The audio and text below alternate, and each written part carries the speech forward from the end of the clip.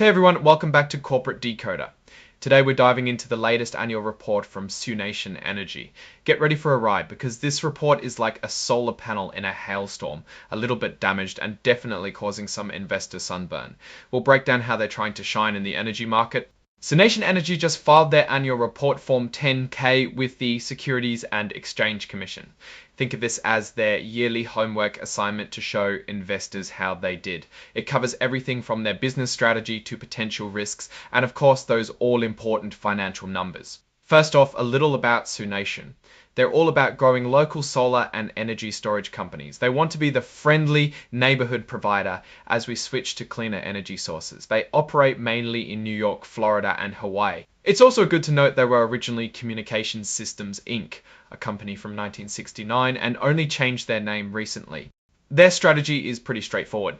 They want to consolidate the fragmented solar market, basically buying up smaller companies. They aim to get more customers through referrals, expanding operations, and possibly branching out into other home and energy related services. Let's address something right away. Sunation isn't exactly shouting from the rooftops about their internal financial controls. The report states there were material weaknesses, meaning their financial reporting isn't perfect. They mention it's challenging to accurately track financials due to limited staffing. It's like trying to build a solar array with half the necessary tools. And hold on, there's another issue, a potential delisting from the NASDAQ.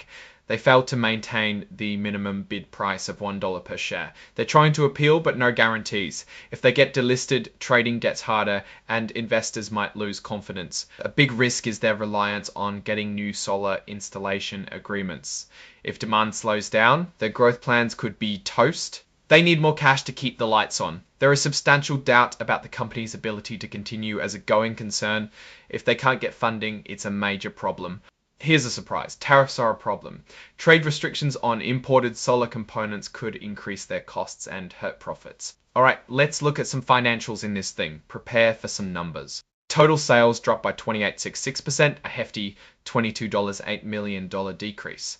The cost of sales also decreased by 29.8%. Their sales went from almost $80 million to $57 million. Operating expenses are down a bit, but we also had some bad news. The company recorded a goodwill impairment loss of $3.1 im impanch and tasum $nutrient wasn't as valuable as they thought. The operating loss increased alarmingly by 65% from a loss of $7.5 million to $12.3 million. Not good.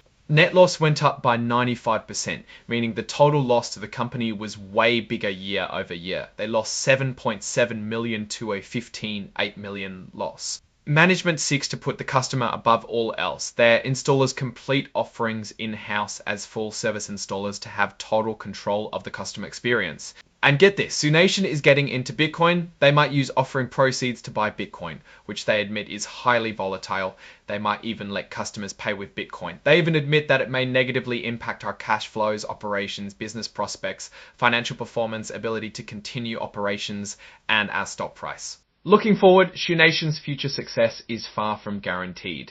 To really understand where this company's headed, we'll be watching their next proxy statement for more clues. Alright, summing this up, Sunation Energy is trying to make a name for itself in a tough market, but they're facing some pretty serious headwinds, a potential NASDAQ delisting, questions about their financial controls, supply chain risks from tariffs, and Bitcoin volatility.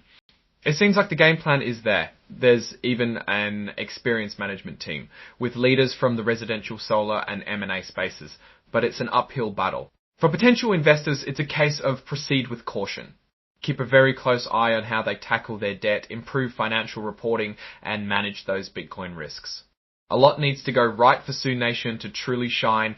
So what do you think? Let me know in the comments below. Don't forget to like and subscribe, and I will see you in the next Corporate Decoder.